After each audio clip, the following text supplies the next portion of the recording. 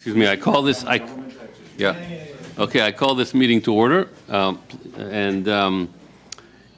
Before we get going, I just would like agreement to adopt the committee budget for the study of S5. You've received it in your inboxes. Any objection to? I see there seems to be unanimous consent. I don't see any objections. It's done. Okay.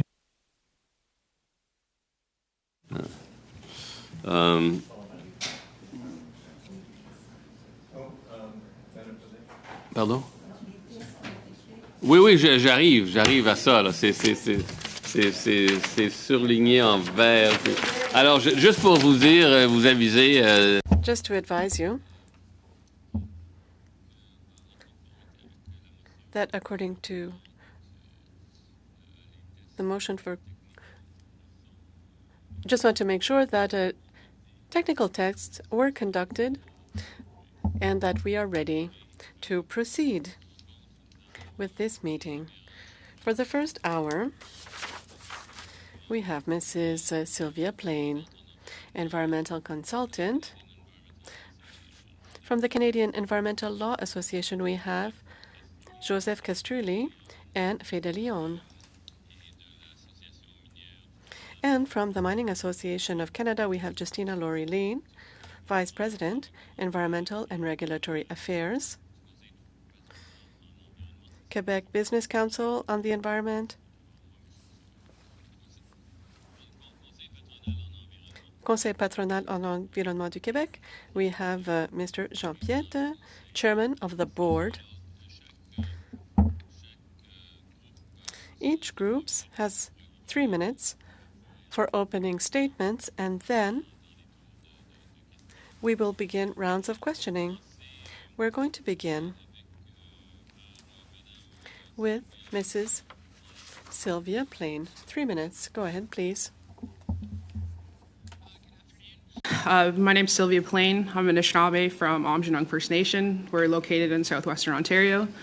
I'm here today to share some environmental and health issues that the residents of Aamjiwnaang First Nation face due to the pollution being emitted by the 62 petrochemical plants that surround our community. What I can offer here today comes from my experiences in living in Aamjiwnaang, as well as advocating for Aamjiwnaang citizens at the United Nations. I can also offer my perspective as an educator, a knowledge keeper, and practitioner that works with a group of Indigenous knowledge carriers and elders across Turtle Island. November 2021, we received a report, presentation from the Ontario Ministry of Environment. Basically, it was very troubling what was revealed that benzene, benzoapyrene, fine particulate matter, sulfur dioxide were above the 2020 Canadian ambient air quality standards and the ministry's ambient air quality criterion. Benzene emissions were 44 times the ambient air quality criterion, and benzoapyrene was between 10 and 20 times the ambient air quality criterion standards. 1,3-butadiene also reaches elevated levels in certain areas of the region, and the St. Clair River, which is on the west side of our territory, was heavily contaminated with methyl mercury and still remains as a bi-national area of concern by the International Joint Commission. The members of Aamjiwnaang plant gardens, fish, hunt, trap, harvest plants and medicines, play outside, enjoy outdoor activities, all of which exposes us to the dangers of the pollution being emitted in the air, in the water, the soil, and through the food we eat.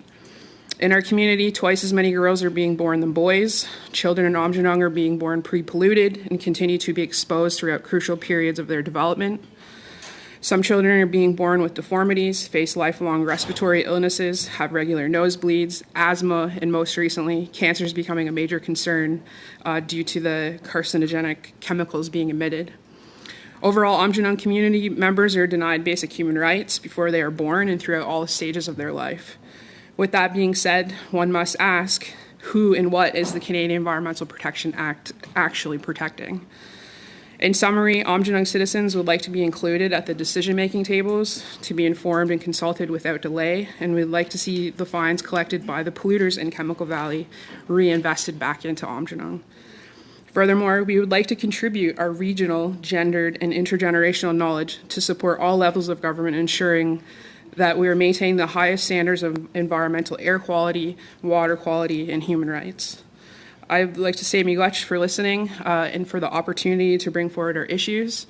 I look forward to the health and environmental improvements for Aamjiwnaang community members in a strengthened Canadian Environmental Protection Act. Thank you very much, Ms. Plain. I will go to the Canadian Environmental Law Association. I don't know who will be speaking. Is it Mr. Castrilli? Yes, it is, sir. Okay, go ahead, please. Thank you. The emission of toxic substances to the environment is a growing problem globally as well as in Canada. The Canadian Environmental Law Association focused on emission of cancer-causing agents to illustrate that Bill S5 will not solve the problem in Canada unless the bill improves the approach of the Act to pollution prevention. CELA analyzed 15 years of national pollution data, 2006 to 2020. These 15 years coincide with the period the Chemicals Management Plan has been in force under CEPA. We reviewed the data for 32 cancer-causing agents listed in CEPA's Schedule I list of toxic substances. What we found nationally was that while federal requirements are reducing by millions of kilograms on-site air releases of these chemicals, on-site disposal and land releases of the same chemicals have been dramatically increasing in the tens of millions of kilograms. For certain substances, the trends are dramatic. We found in Quebec, for example, with respect to arsenic, on-site air emissions decreased 8% during the period 2006 to 2020. However, on-site disposal and land releases of arsenic increased by almost 2,000%.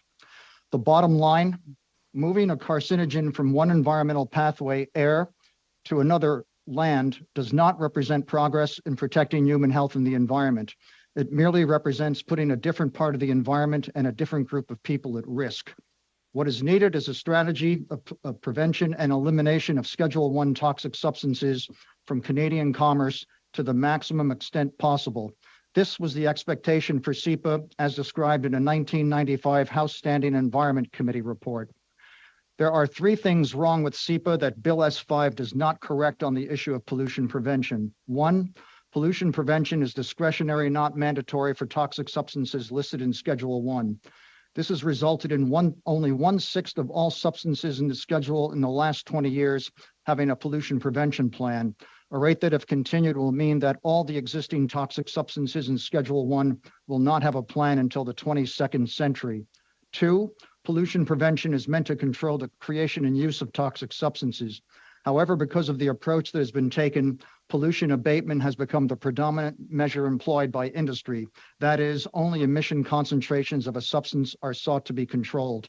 The 1995 House Standing Environment Committee report warned against doing this. The result has allowed such substances to stay in Canadian commerce and the environment. Three, Bill S5 does not make substitution of safer alternatives to toxic substances a central focus of the amendments to the Act, thus placing the Canadians and the environment at risk and Canada at a disadvantage relative to other countries that have done so. How should Bill S5 amend CEPA?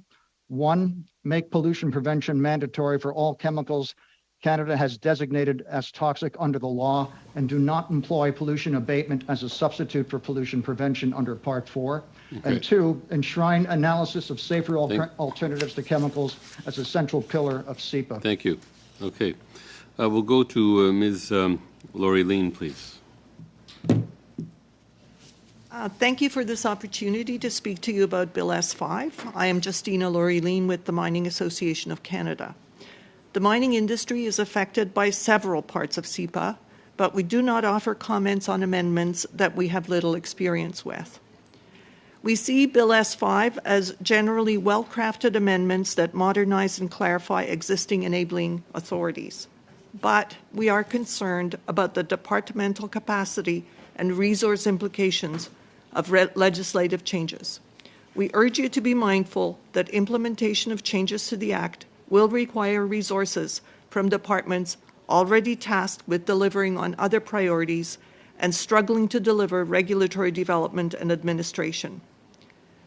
We had previously highlighted the need for an online query tool to facilitate finding out the status of a substance under SEPA.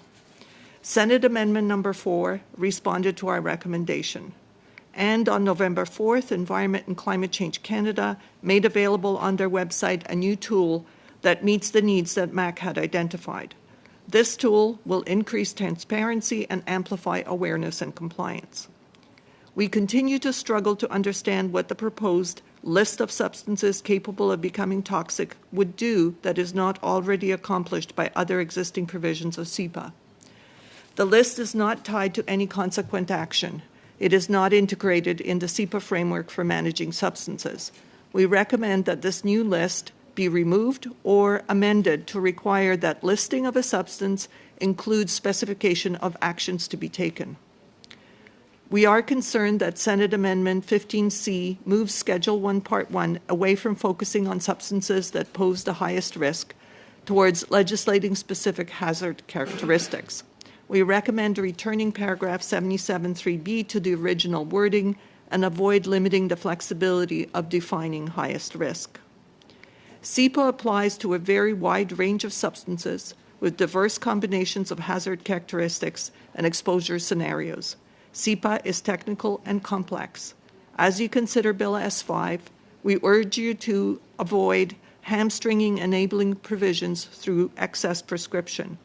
The Act should encourage the use of expert judgment to adjust assessments and actions to the specifics of each issue based on the best available knowledge at the time.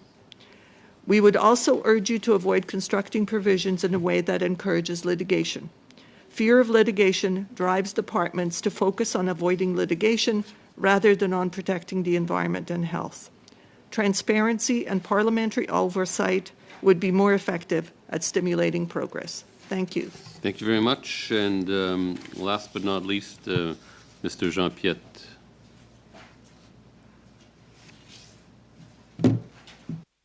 Oui. Alors. Hello, ladies and gentlemen of the Standing Committee of Environment and Sustainable Development. I'm going to give you some information with regards to the Conseil patronal de l'environnement du Québec, CPEQ, created in 1992 by representatives of Quebec's major industrial and business sectors. CPEQ is the umbrella organization representing Quebec's private sector economic stakeholders on issues related to the environment and sustainable development, and expressing the views of its members in this regard.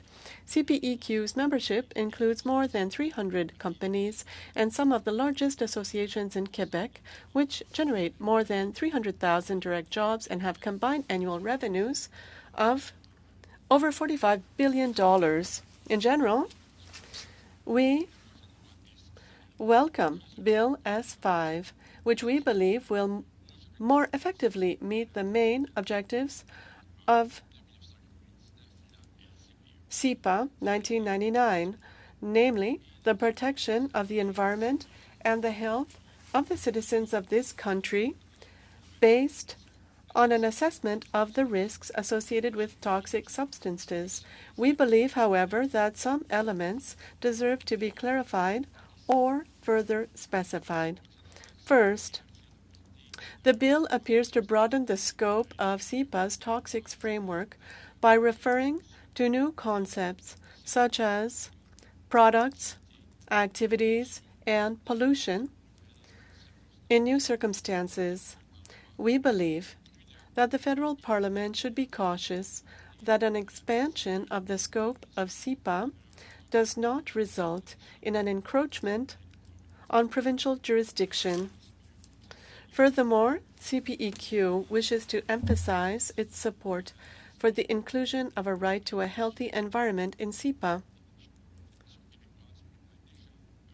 We recall that Quebec legislation already provides for a right to environmental quality and to a healthy environment, rights that are protected by the EQA and by the Charter of Human Rights and Freedoms. CPEQ is of the opinion that the consultations concerning the development of the framework for the implementation of the right to a healthy environment must include all concerned stakeholders, including businesses. CPQ also notes that the bill refers to the notions of vulnerable populations, sensitivity, and cumulative effects.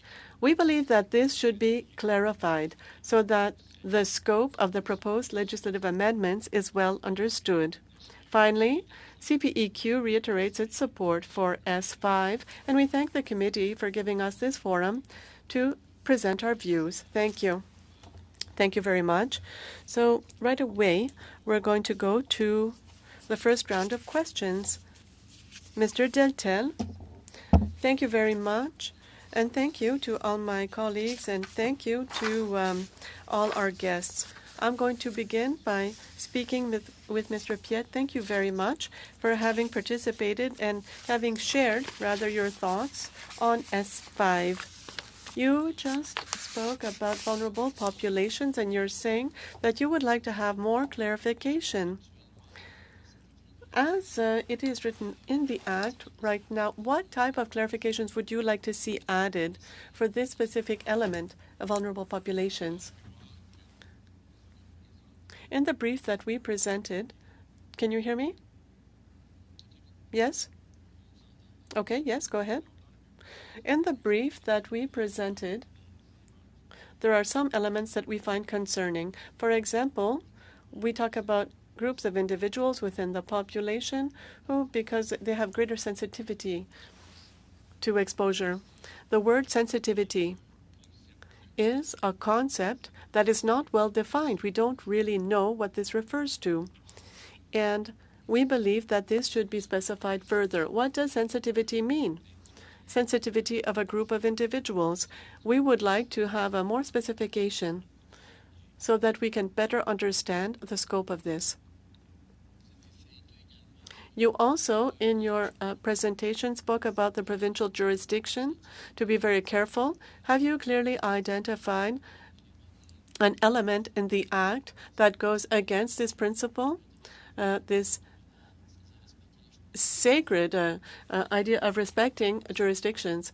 Yes, as you know, in 1988 there was a court challenge.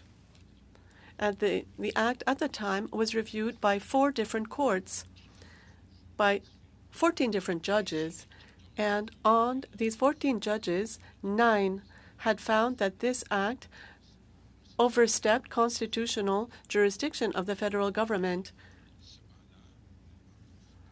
Before the Supreme Court, a decision was rendered by 5 against 4, to the effect that the Act was justified because of federal jurisdiction, according to Section 91, according to the 1867 Constitution Act. So 14 judges examined this. 9 found that it was unconstitutional, but 5, the majority of the Supreme Court, said that it was constitutional. So we have to be very careful here. For example, if we look at Section 46.1, 56.1, where new concepts are introduced, the scope of these sections is broadened. For example, 46.1 talks about regulation of activities. Well, activities is something that's always been regulated by provinces, and this is part of a provincial jurisdiction, according to 92.3. So it's very important to be careful. When we broaden the scope of this Act, we have to be very careful. This has been validated 5 against 4 before the Supreme Court. It's been examined.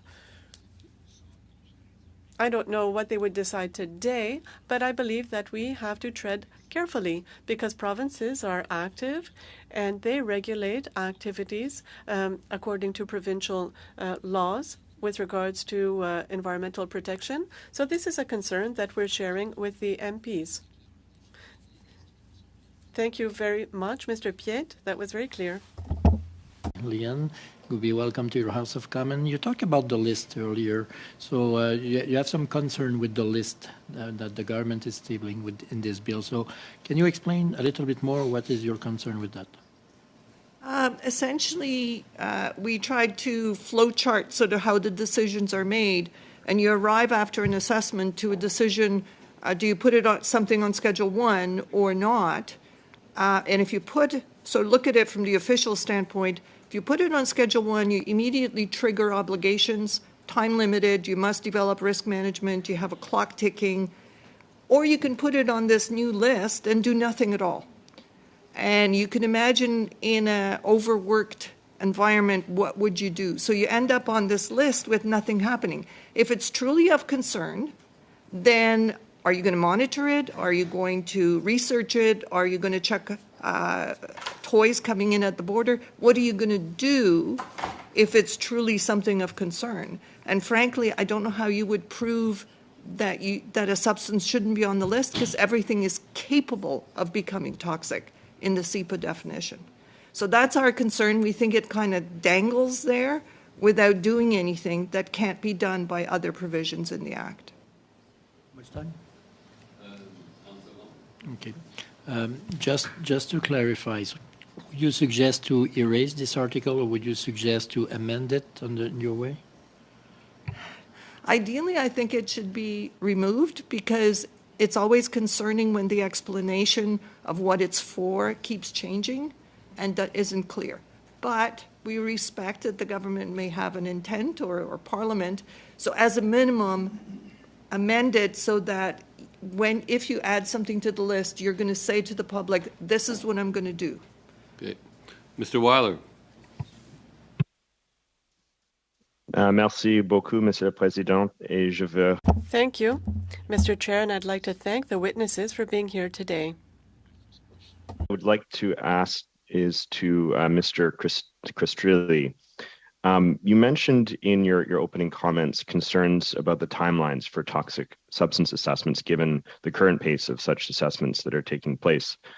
And I was hoping you could explain to this committee how you see the right balance being struck in between having timely assessments while also having robust stakeholder engagement and informed decision-making. Thank you for the question, Mr. Weiler. Our focus really has not been on timelines, and my opening comments were not about timelines. So I'm not really in a position to advance the discussion further. I think you're thinking about other environmental groups who've raised that concern. Okay. Well, one of the other things you mentioned was concerns about, or in your brief that was submitted in advance was about perhaps the lack of focus on safer alternatives in this bill. And I was wondering what suggestions you would have for amending this legislation such that it better tackles this issue, and particularly with what you've seen in other jurisdictions. All right, thank you for the question. That is something we've addressed in, some people would say, in painful detail. We provided 2 large documents to members of the committee over the last several months. One was a lengthy set of submissions identifying 9 areas of concern with SEPA generally, one of them being the issue of alternatives. And a second document, which was our proposed amendments to Bill S5. That's a document that's actually longer than Bill S5. The part that you're referring to, which deals with alternatives, is set out in tab 3 of our proposed amendments. And what we did was we basically took a page from the process that's engaged in by the European Union in their REACH authorization program in terms of how to address the question of alternatives. And so there, it applies to any substance that's on their, they have a separate listing system similar to SEPA. And we're proposing that the same approach be applied here. What we've done, since the government is proposing to bifurcate Schedule 1, something we don't think they should do, but assuming for the sake of argument that the government is going to do that, we've suggested addressing the first 19 substances, which were in Part 1, with the alternatives analysis we've set out in our proposed amendments, which is not unlike the analysis that's authorized in not only Europe under REACH, but also in Massachusetts under their Toxics Use Reduction Act. And giving industry a number of years to address that issue. as it relates to Part 1 substances. And then in relation to the 132 substances that are in Part 2 of Schedule 1, we've suggested a somewhat longer time frame, and we've set that out in our proposed amendments at tab 3 of our material. And that analysis would then go through those 132 substances as well. The point of the purpose is of the exercise is to do exactly what the 1995 Standing Committee, House Committee, the predecessor to your committee, was urging Parliament to do at the time. And that's to basically to make pollution prevention the primary approach to this statute and not pollution abatement, which is really what it is engaged in right now. And secondly, to include alternatives analysis in that exercise in order to expedite those reviews. So I think the answers to your questions are found in summary in tab 3 of our proposed amendments. Thank you very much, Mr. Christrilly. Next question is you mentioned in some of your materials the challenges with Section 22 in this act, and given that there's been almost 2 decades since this part of the act has been engaged, and I was wondering if you had any suggestions for the committee here how perhaps that section of the bill or just environmental protection actions more generally could be improved such that this can be an effective remedy for people. Okay, well, thank you for the question again. Our proposed amendments dealing with not only a right to a healthy environment, but also the enforcement or the remedy portion of that exercise are also contained in our proposed amendments. We have a separate tab for that. I think it's tab 2. And there, what we're proposing to do is essentially, we've adopted a number of suggestions from, among other places, previous standing committees, again, your committee, both in 2007 and in 2017. And we're also mindful of the concerns that were identified by the Senate committee this year in June of 2022, that the right to a healthy environment in the absence of reforming Section 22 will remain as ineffective for the next 20 years as it's been for the last 20 years.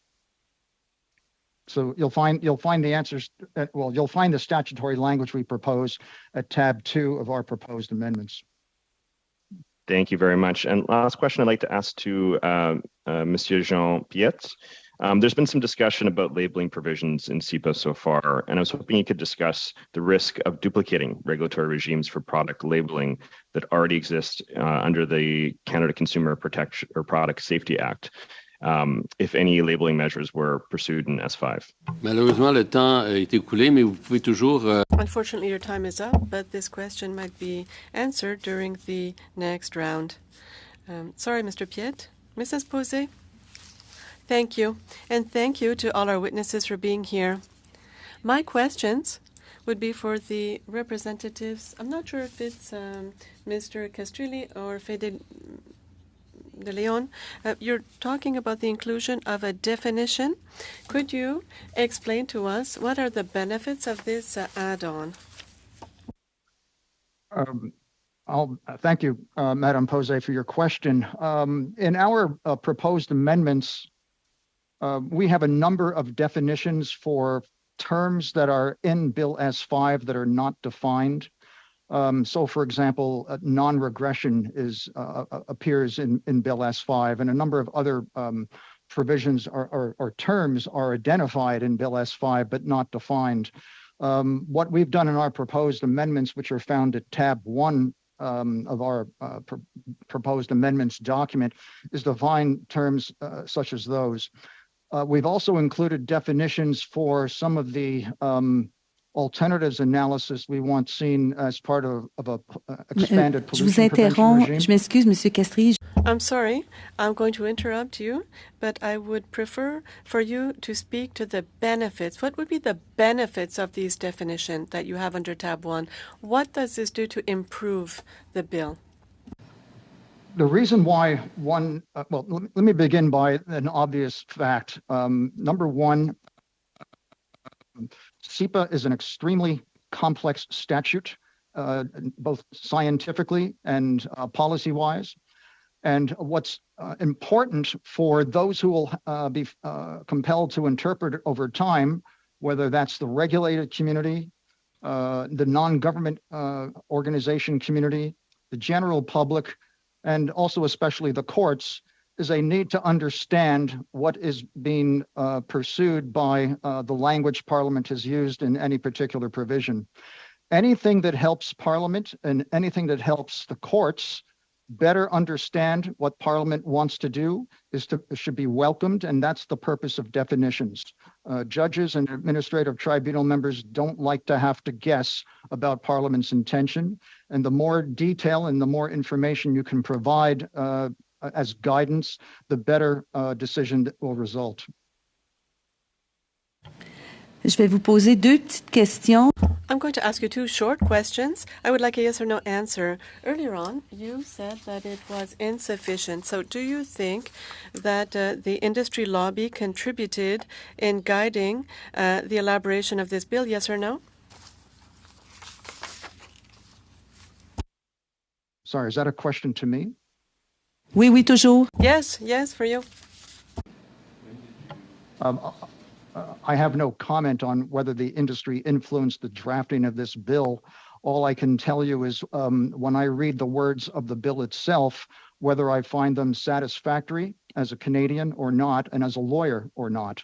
And in my respectful submission, I don't find Bill S5 particularly helpful to address the issues that are in play in the year 2022. And I would hope that I would not have to come back in 20 years and be making the same submissions about issues that have been dealt with over the last 20 years. En effet, Yes. So you surely are aware of the different particularities of European REACH. That is a much more rigorous system than what we have in Canada. Do you think Canada could use the European Union example as a template, for example? Yes, I do. And in fact, we've incorporated some of REACH in our proposed amendments, particularly, for example, tab 3, where we were engaged in expanding sections 56 and 60 of CEPA to better approach the issue of pollution prevention than is currently the case. As you know, sections 56 and 60 have both been opened up by Bill S5, and those are the provisions we addressed in our proposed amendments to do that. entre autres, l'organisme. Among other things, REACH speaks about the generic approach of risk management, not on a case-by-case basis. So do you accept this? I did not read through your entire brief. I apologize. I think the short answer is that on the spectrum of statutes or regulatory regimes that address the issue of toxic substances, laws like CEPA and the American Toxic Substances Control Act are much more risk-driven than is the situation in Europe under REACH, which is much more hazard-driven. And in my respectful submission, given the nature of and the quantity of chemicals that are being generated globally and in this country, we need a much more hazard-based regime to address the challenges, and not a risk-based regime, which is predominantly what we have now. D'accord, merci. Et... Thank you very much. And I would have one last question. You're surely aware of the consultation that was launched in October by the department, and this directly concerns sections that are under review in S5, and the government says that they're going to consult until mid-January 2023, but we are having a pressure to complete our study before the break. Why is the government having consultation on aspects of S5 that they won't be able to take into consideration on the section-by-section study? You can keep your answer for another opportunity. We'll go to Ms. Collins, please. Thank you, Mr. Chair. And my questions today are for Ms. Plain and Mr. Castrilli, although some have already been answered, which is great. Maybe first to start with Ms. Plain, you spoke about some of the just truly horrific and heartbreaking health impacts your community faces. And I wanted to give you the opportunity to talk a little bit more about the consequences pollution has had on the health, the way of life, the culture of your community. And from what you've described so far, it's really clear that this is a denial of the basic human rights to live in a healthy environment. So I'd also love to hear about what resources the Mjingnung community has currently and what's needed to both address the health impacts and also collect data on what's happening. Thank you for your question. I mean, we're just ignored. So, I mean, we're coordinating a lot with academics, people doing research. I'm doing a lot of work at the United Nations through the Permanent Forum, the expert mechanism, because it is a human rights issue, and this is an avenue where we can go, engaging with the special rapporteurs, the Human Rights Council, and having the opportunity to negotiate resolutions with different departments in the government, so CERNAC, Global Affairs Canada, wherever we can be heard, because at the provincial and federal level, like the data is not given to us, or if it is given to us, there's no action plan. So we feel very defeated in terms of, we don't have the capacity at the community level to contribute however we would like to.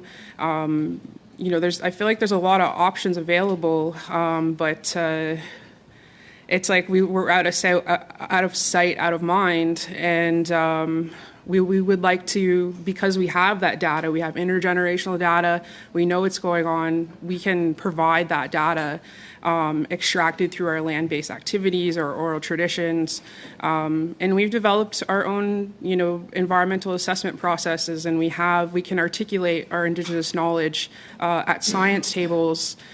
So there's a lot, and so it's really just being left out of the discussions and the tables where we can take action. And so I feel like it doesn't need to be this way. We don't want to have these conversations. We want to sit at the table to say, this is what we've achieved, or these are our goals, and we've knocked off a couple of things, and so we would like to see more collaboration with the different levels of government to tackle some of these issues, because we don't.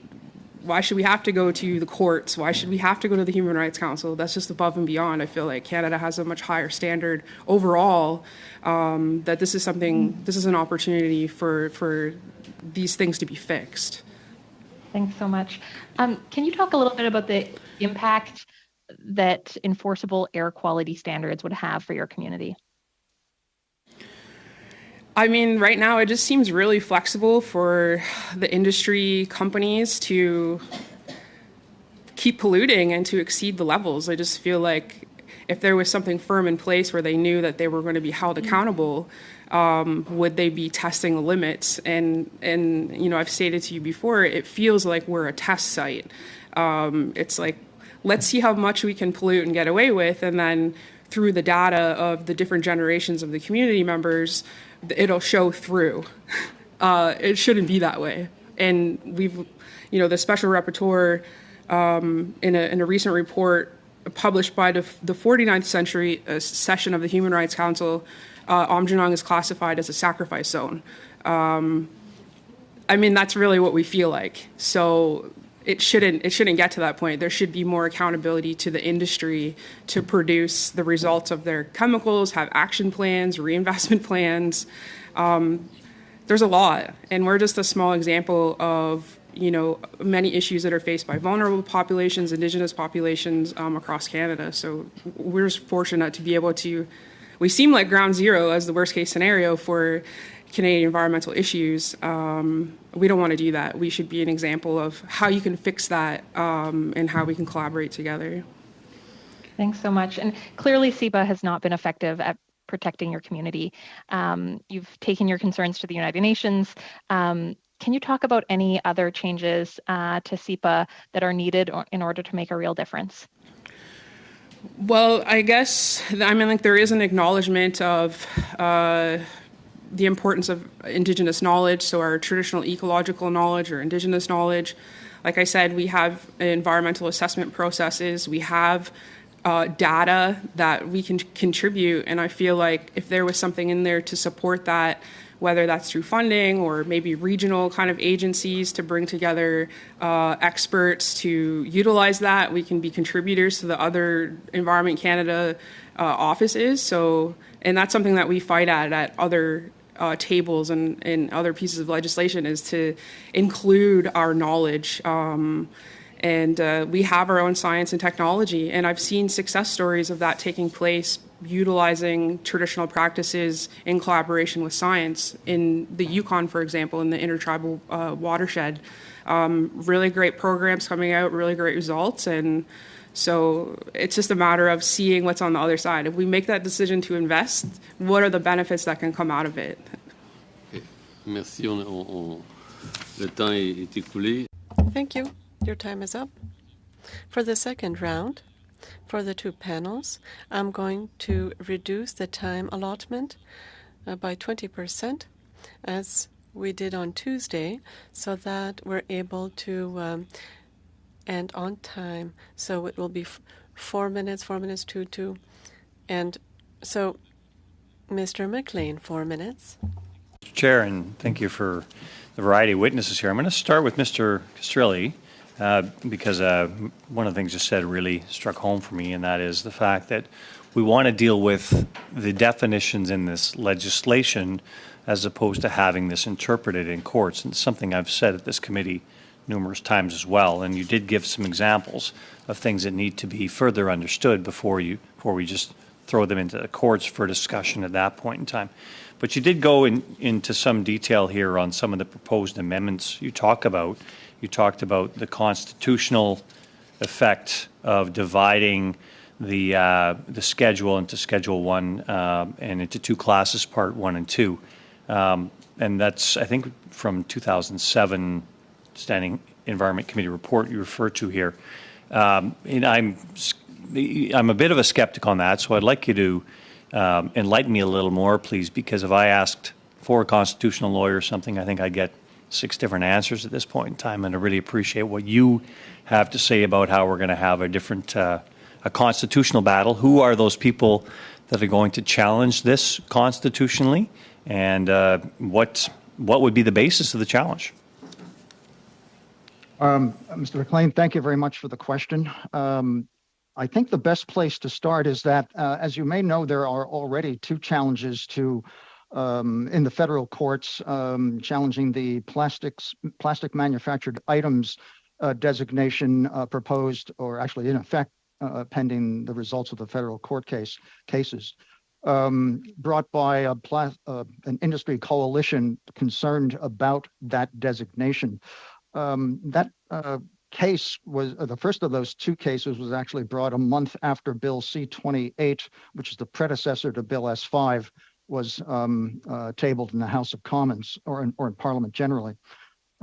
So there's necessarily a connection between the 2, although it is the timing is as I've suggested.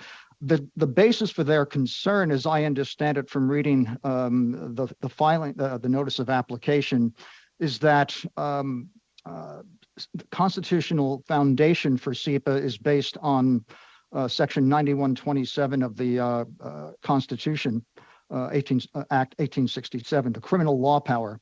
And in order to be designated as valid federal legislation based on the criminal law power, you have to have a valid criminal law purpose. And the courts have said essentially that the problem has to be an evil, or it has to be something that is injurious to the public. I take it from the claims in the documents that were filed in federal court. The industry coalitions are suggesting that plastic manufactured items are not injurious to the public. So that's their claim. How that will play out is for the federal courts to sort. What I'm concerned about is okay. What I was trying to get at here was your argument of constitutionality. Your concern here is on what's already ongoing in the federal court regarding the case around plastics. Is that correct? Which can be made worse by sloppy drafting, which is what I think Bill S-5 is engaged in. I don't think it was a wise decision to eliminate, for example, the title of Schedule 1 list of toxic substances. And with respect, so we're, and I'm not a lawyer, I think a few of my colleagues around the table are, but there are other environmental organizations that have provided us with testimony that directly contradicts what you're saying there about the title. And so we're being led in two different directions by different environmental organizations here. So can you address the confusion? We're done on this segment. Sorry, Ms. Thompson, doesn't prohibit a witness from answering in another context. But Ms. Thompson, for 4 minutes, please. Thank you, Mr. Chair, and thank you to the witnesses. Ms. Plain, I'd like to begin with you, if I could, please.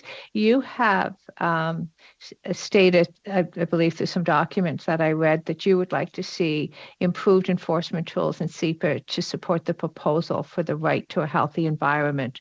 Given that the right to a healthy environment is part of this Act, and provided under Section 2 of the Act that within 2 years of the amendments coming into force, the minister must develop an implementation framework, and this framework must be published with an annual report. Does this satisfy your concerns? And if so, how it does? And if not, what would you like to see happen?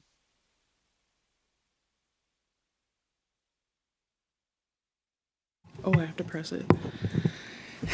I mean, we'll take whatever we can get. I mean, I know there's been really the NGOs, environmental NGOs, like I haven't added anything in here because I've seen their intentions and so I trust what's there. I guess for us is this, for Amjinong, I mean, we can't add anything specific in there, but it's just, it's so bad. It's just like the data can't just come to us and then it just be sitting there. Like we're ingesting things. And so if there's some sort of action plan in place, like we want to be notified, we want to be included, we need to be prepared. And we're just in a reactive approach right now. We're not there to,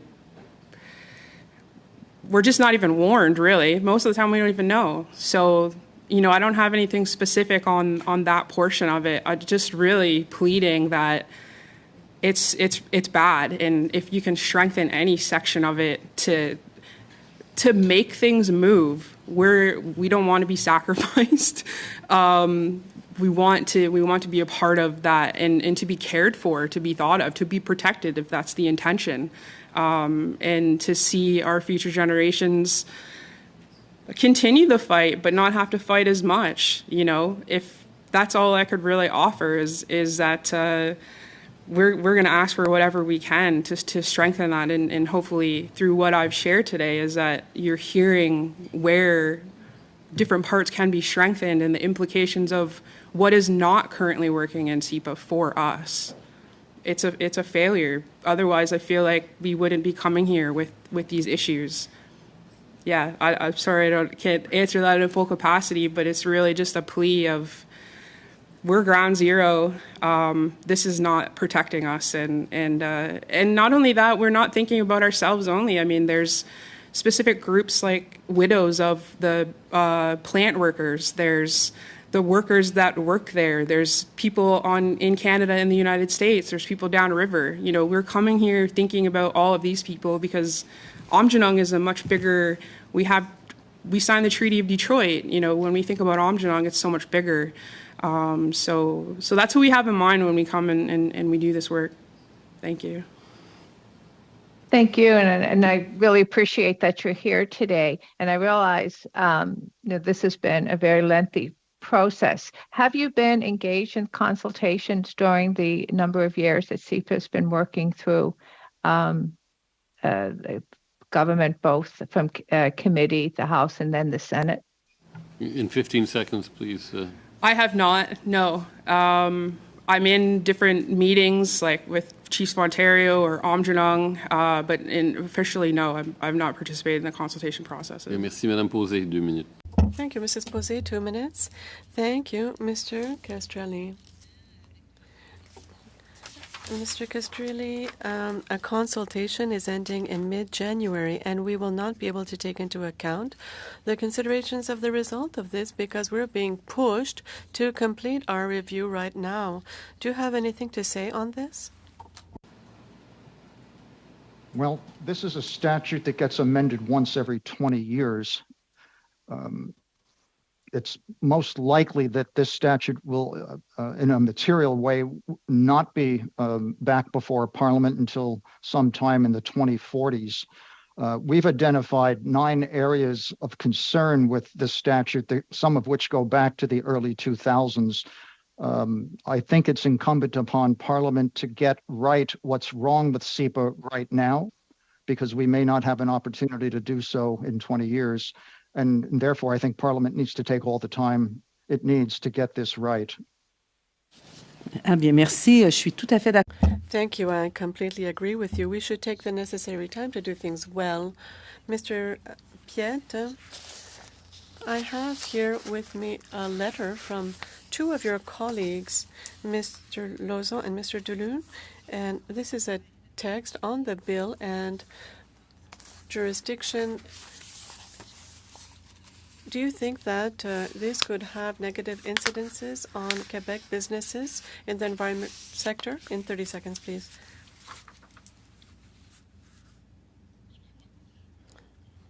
Yes, of course.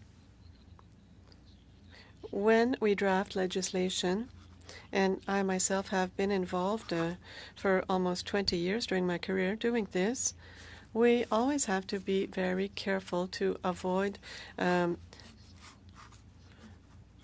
having the same thing twice. If you have a doubling up, it sends a wrong message to stakeholders involved, and this can lead to court challenges. Your time is up. Thank you, Mr. Chair. Mr. Collins, it's your turn for 2 minutes. Sorry about that. Yeah. And my apologies, because of the delay with the translation, I didn't hear what you said. I just assumed it was me. My question is for Mr. Castrelli. Can you talk a bit more about your suggestion that you made that the government impose mandatory chemical testing obligations on the private sector where information isn't available to determine if a substance is toxic or capable of becoming toxic? And in particular, I'm wondering if industry is best placed to provide this information, and if you have any concerns about industry providing information on chemicals in their own products that the government is trying to regulate. Thank you for the question, Ms. Collins. There is already an obligation in Section 71 of SEPA. It's an authorization where the minister may impose a testing obligation in particular circumstances, but there's a second section, Section 72, which basically provides an impediment to the minister actually requesting the testing. And so that's part of the statutory problem that needs to be corrected. It's not corrected by Bill S5. It is corrected by our proposed amendments, and they can be found at tab 5 of our proposed amendments. The short and the long of it is the minister has a discretion to do so now, but rarely does so, in part, I think, because of Section 72. What needs to happen is the 2 sections need to be amended so that whenever the minister is uncertain as to whether a substance is toxic or capable of becoming toxic in the circumstances that are described in Bill S5, there is a mandatory obligation on the minister to require the testing.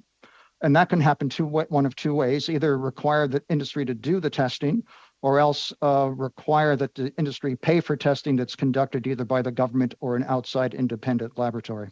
Okay, thank you. And how do you feel we could prevent the shift from chemical and toxic pollution from air release to land release? And in 15 seconds, please. The short answer is you need to make Part 4, which is the pollution prevention regime, more robust than it is now. And to do that, you should adopt our proposed amendments in tab 3 of our proposed amendments document. Thank you. Mr. Couric. Thank you very much, Mr. Chair. And I'm going to try to accomplish a few things in in my statement here, but first I would invite all of the witnesses, if you haven't had a chance to get all of your points across, and I know some of you have already submitted briefs, but please feel free to follow up with this committee. Mr. Chair, as I had distributed a motion on I believe it was Wednesday morning. I would like to move that motion, and I understand that there's both an amendment, a friendly amendment coming. So, Mr. Chair, hopefully we can get this out of the way here shortly, and then if I could get a couple more questions in. And the motion is that the committee undertake a study of the supplementary estimates B 2022-23 referred to the committee on Thursday, November 17th, 2022, that the Minister of the Environment and Climate Change appear before the committee on the supplementary estimates B 2022-23 for 2 hours, and that this meeting be held as soon as possible and be televised. I think Mr. Duguid wants to propose an amendment. Yes, appreciate Mr. Kirk's motion and a friendly amendment, as he mentioned, to have the minister come for the first hour, officials come for the second hour, as is our usual practice, Mr. Chair. All agreed? Agreed. Yeah, that was pretty non-controversial. So we'll go back to you, Mr. Kurek. I didn't take any time away from you for that. Okay, well, I appreciate that, Mr. Chair. And thank you to the committee for that show of collaboration. I appreciate that greatly. Ms. Lori Lean, Canada's mining sector, and I know we're just finishing up a study on clean tech, and Canada's mining sector is uniquely positioned to seize opportunities related with emerging technologies, whether that be the components needed for batteries, to do with electric vehicles like critical minerals, small modular reactors, a whole host of other things. I think that's part of the reason why it's so important that we get Bill S5 right. It has to do a lot with not only the chemicals and the designations and whatnot that we've heard a lot about, but this is what will position or hold Canada back from being successful as a leader in the future of both green tech and all of the associated things. So I'm wondering if you could expand a little bit on anything that is required to ensure that we do get this right, so that we wouldn't be holding our nation back from being a successful leader, specifically related to the mining industry. Well, I'll put two things. One kind of very mundane one, and probably applies to a lot of others, is it would really benefit our sector to have good government, in the sense of officials that are able to provide guidance and therefore have the resources to provide guidance, reporting systems that work, etc. That was why our big concern about resourcing and taking focus away from sort of the bread and butter. The other issue is we're a sector, along with the rest of the economy, in transition. The big things are electrification, digitization, and that requires new technologies, some of it hopefully developed in Canada, some coming in from other countries. And we want to make sure that our environmental regulatory system doesn't hamper that innovation. We're not a big enough market compared to the EU, compared to the US. We're not a big market. We've had experience in the past where a supplier of an innovative product says, sorry, the hoops for getting something approved in Canada are too big, I'm not going to supply your market. Yeah, so if I could just ask a simple, and I think yes or no follow-up. If we don't get this right, do we risk not being able to provide these, in your case, minerals and whatnot, resources to the rest of the world when it comes to ensuring that these technologies can be developed? I think it's one of. I think CEPA is one of many other factors in project permitting, infrastructure, a whole bunch of things. But yes, it is an important factor. Then one quick question with the time that I have left, and that's to do with the online query tool. I know there's been some discussions both before the Senate and whatnot. I'm wondering if you could share from your perspective about the idea of an online query tool in as much time as I have left. So I'll try to do it quick. If you look at Schedule 1, there are a number of listings that are groups, and that is what we expect in the future. So not a single compound, but a group of things with certain characteristics. The person operating a mill, a plant, a manufacturing facility, looking at the material safety sheet, has a compound with a CAS number, and having to figure out how did they correspond and not knowing. So the new tool actually allows you to put in the number for the substance, and it tells you whether it was assessed, which is going to be very helpful to the user. Thank you. Ms. Taylor-Roy. Thank you, Mr. Chair, and thank you for all the witnesses for being here. I've listened carefully to the testimony and the submissions regarding ambient air quality problems posed by toxics. And Ms. Plain, in your testimony, it was very compelling, the data that you have and what's happening. And I'm just wondering if, Mr. Castrella, you could talk a little bit more about your recommendation in tab 8 about ambient air quality problems posed by toxics not being addressed currently, and what you see being done, and how that could help address the concerns that Ms. Plain raised in her testimony. Thank you for the question. I guess the issue originates with the 2017 report of the standing committee, this standing committee, in which it recommended that there be ambient air quality, national ambient air quality standards developed under SEPA. And the purpose of them, of course, is to address a half a dozen or so substances that are problems nationwide, lead being one of the primary examples. It's a great equalizer to have ambient air quality standards, because there are parts of the country, and Ms. Plain has identified one such place in Sarnia, that have substandard air quality.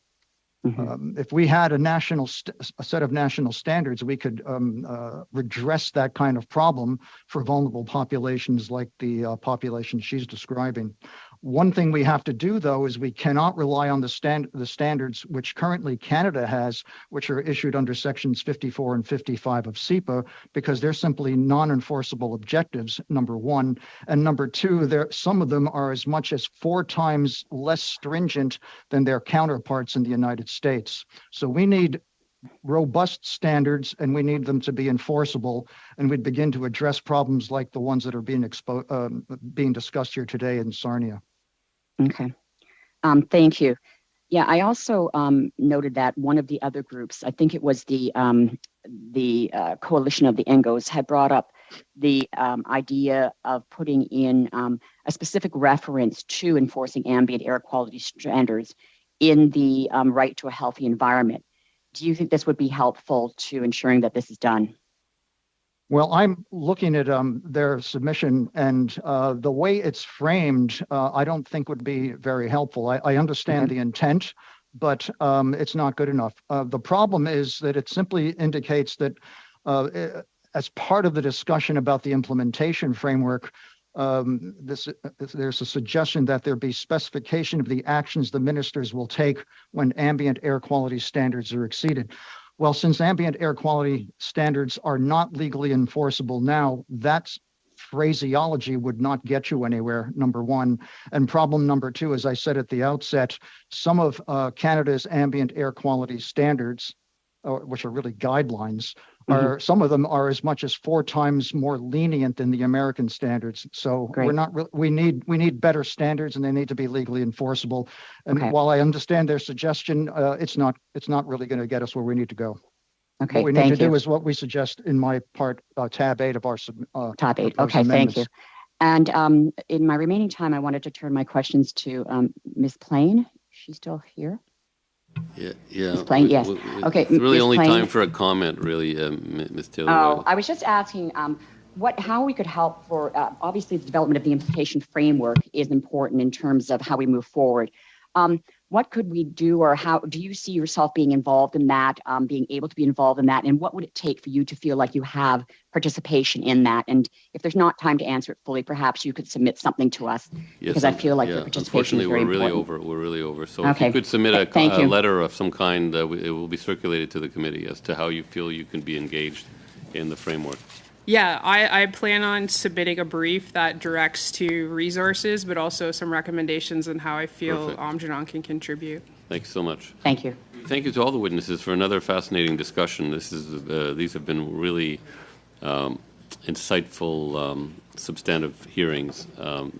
This is our second day of hearings, and it augurs well for the rest of the study. So we're going to, I'm going to pause here because we have to bring in our next panel, and we'll proceed with them in a few minutes. Thank you.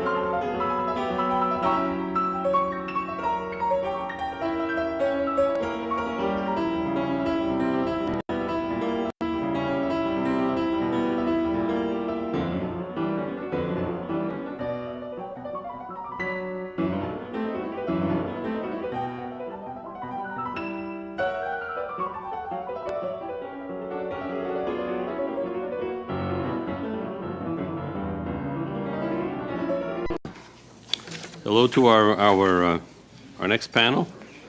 Excuse me. We have with us from the Canadian Centre for Alternatives to Animal Methods, Dr. Charu Chandrasekera, Executive Director. We have from the Chemistry Industry Association of Canada, Bob Masterson and Danielle Morrison, and from the Manitoba Eco Network, Heather Fast. And from Vigilance OGM, Thibault Rennes, coordinateur de l'organisme. Alors, Each group has 3 minutes for opening statements. We're going to begin with Mrs. Chandrasekera. Thank you, Mr. Chair. It is a pleasure to be here today to speak about the historic legislative changes being made to modernize toxicity testing in Canada. Toxicity testing is the process of determining how chemicals negatively impact our normal biological functions, and this is currently done through extensive animal testing where mice and rats serve as the gold standard and dogs are the favored non-rodent species. Many of these legacy animal methods were developed back in the 50s and 60s, and they are unreliable. They cannot adequately predict human biological responses. They are costly, time-consuming, and ethically questionable. There is a global shift away from animal testing with 21st century new approach methods changing the game. For example, with organ-on-chip technology, what I'm holding here, we can emulate human biology on a chip the size of a thumb drive, and we can capture toxicity in a petri dish with 3D bioprinted tissue models like we do at my center. Such innovation is backed by bold global efforts with legislation and strategic roadmaps to phase out animal testing, with the US and the EU in an enviable, almost unbeatable lead in this race. Needless to say, Canada is lagging far behind these nations, but with S5, we have an unprecedented opportunity to usher in a new era of research and innovation to give Canada a competitive edge on the world stage.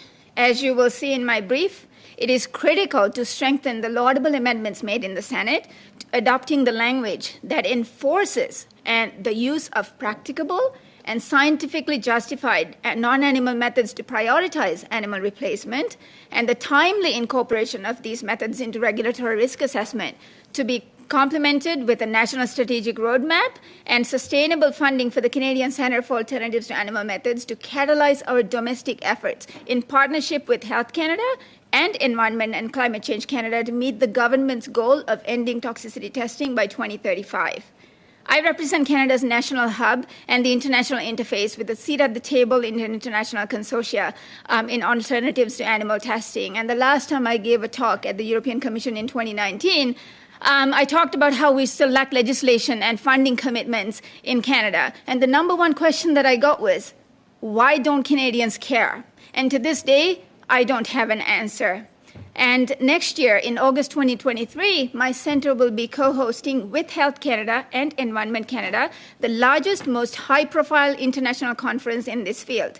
When we welcome regulators, industry, academics, and nonprofits from around the globe, I want to be able to shout from the rooftops that Canadians do care. I urge this committee to strengthen S5 and pave the way for Canada to play a leading role to make a significant leap to join our global counterparts in phasing out animal testing to create a healthier Canada for generations to come. Thank you. Thank you very much, Doctor. And we'll go now to, is it Mr. Masterson who will be speaking? Go ahead, please. Thank you, Mr. Chair. And thank you, committee members, for dedicating your Friday afternoon to this very important bill. I'm very pleased to be here today with my colleague Daniel Morrison. Ms. Morrison worked closely with your colleagues in the Senate as this bill moved through that chamber, and she will answer some of your questions about the specific amendments. As a responsible care organization, CIC and our chemistry industry is committed to continuous improvement. We have welcomed the original Bill S5 as introduced. We felt it represented an appropriate update to CEPA and followed years of comprehensive study by parliamentary committees as well as by input from stakeholders and officials. Overall, we're pleased to see that bill and generally this bill, as amended, preserved the very important risk-based approach that's at the heart of this act. And through that risk-based approach, we have CEPA's chemicals management plan that has had tremendous success, and we've been a strong partner with that all along the way. It has received international acceptance. It has a robust stakeholder process, and that goes right through from initial risk assessment to risk management instruments.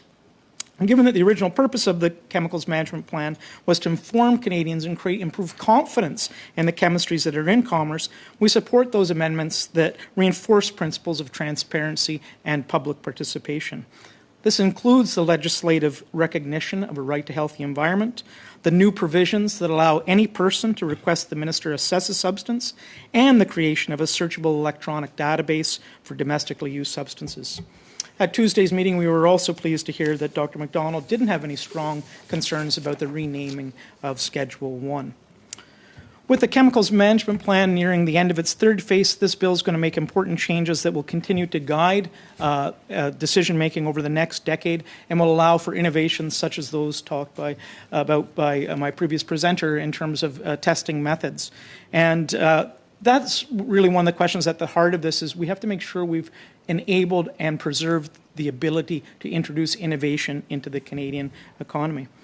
Unfortunately, there are a few aspects of the amendments to this bill that we would say unduly hinder the ability to be innovative and that would seek to impose a hazard-based approach on what is fundamentally a risk-based instrument. I'll just highlight two of those. That is the creation of the redundant hazard-based watch list and the provisions on how confidential business information will be eroded and will seek to stifle innovation and benefit competitors.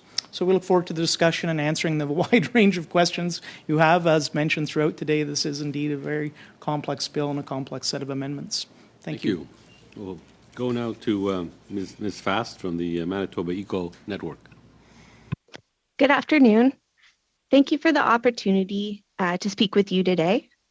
The Manitoba Eco Network's work with vulnerable community members in Winnipeg has indicated why it is so important for the federal government to play a strong and effective role in the regulation of toxic substances and industrial activities. Manitobans currently do not have the same procedural and substantive environmental rights as Canadians in other jurisdictions.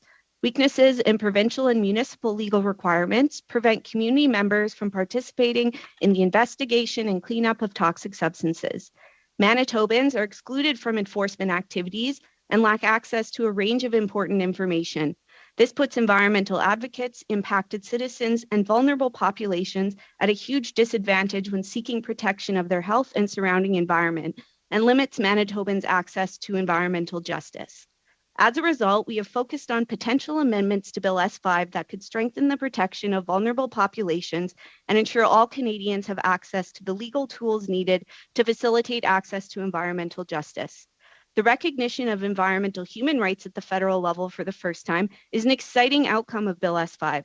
However, there's a need to amend the bill to ensure the environmental rights of Canadians are able to be effectively used and protected under CEPA.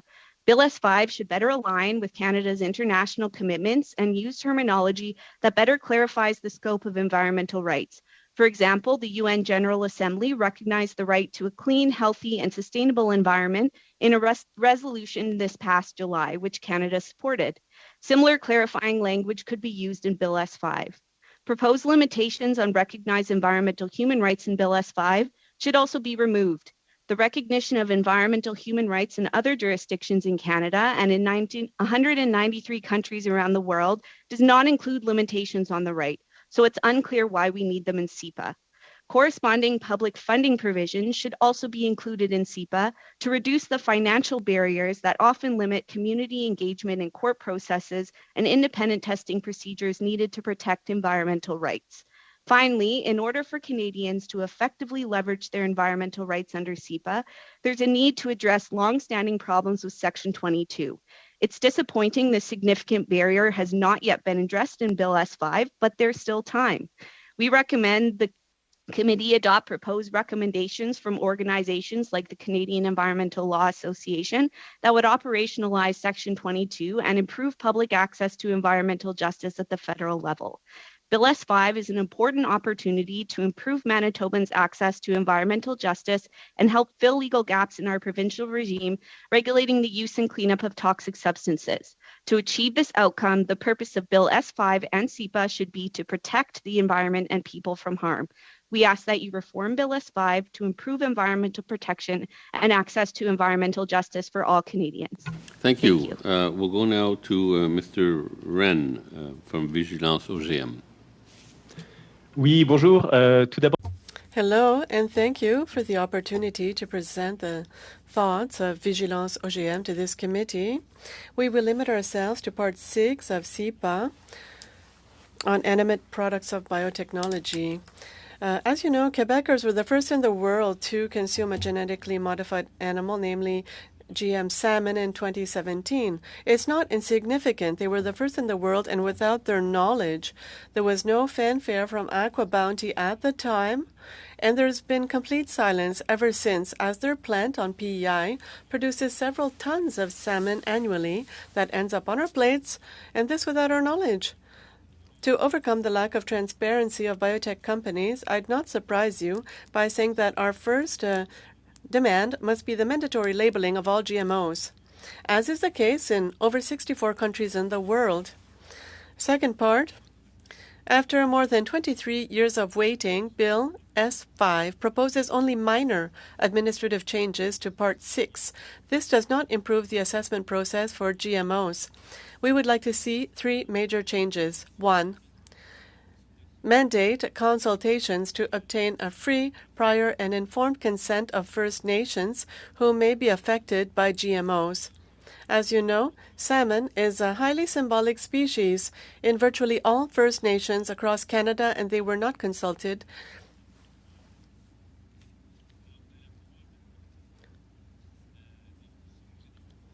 For the approval of genetically modified salmon. 2, reversing the burden of proof. Until a proponent can prove that a living organism with a wild-type equivalent can be used safely, the development, production, import, and use of that organism should be prohibited. Why take the risk of contaminating our ecosystems if there are existing non-GMO alternatives. 3. Transparent and independent evaluation. All studies on which Environment Canada relies on must be available and peer-reviewed. Indeed, we cannot say that our assessment system is based on science if this science is not transparent. As you might know, and we hear about this a lot, we hear about genome editing a lot. This is a new tool for biotech companies. This will probably accelerate the marketing of genetically modified animals in the future in Canada. It is therefore essential that Canada has a strong regulatory framework to prevent any genetic contamination of our ecosystems. As you know, in 2 weeks, Canada will be the host country of COP15 in Montreal. And biotechnology is a central topic of these important negotiations. We know that biotech companies are lobbying the Canadian government and other countries around the world. I'm sorry, we have to stop there. And we will have a question period now. Mr. Korik. Thank you very much, Chair, and thank you to all the witnesses. And I would, as I typically do, just invite the witnesses, being that time is a scarce resource, if there is further information or you don't have a chance to maybe as fulsomely answer a question as you feel like you should have, make sure to not take it personally, but do feel free to provide further information to this committee in writing afterwards. That is very helpful in terms of our further discussions and deliberations. So to the CIAC. I found it interesting in the submission that you made to this committee. It's not only industry that wants to make sure that we get this right, but a joint submission was made with a number of environmental groups as well. And this bill came to this committee with broad support across political parties as well. So the question that I would ask to Mr. Masterson or Ms. Morrison is, can you outline the reasons why we need to get this right and how it relates to both the need for the intent of what environmental protection is, but also global competitiveness in terms of striking that right balance? Right. Do you want to start with the environmental protection, and I'll speak about innovation? Absolutely. So as part of our responsible care ethic and principles, which I'm sure Bob would be happy to speak to if you have more questions about that, we certainly support environmental protection and all the things that go along with that, including right to know and resource conservation. Through the Chemicals Management Plan, we believe that this is extremely key, and it is addressed quite well through very robust risk assessment and risk management instruments, which are really at the discretion of expert assessors within the departments who have the tools they need to look at various attributes that should be included within a risk assessment or risk management and determine how they should be incorporated to include the most up-to-date and relevant science. When you ask the question, competitiveness, and I mentioned in my introductory remarks confidential business information.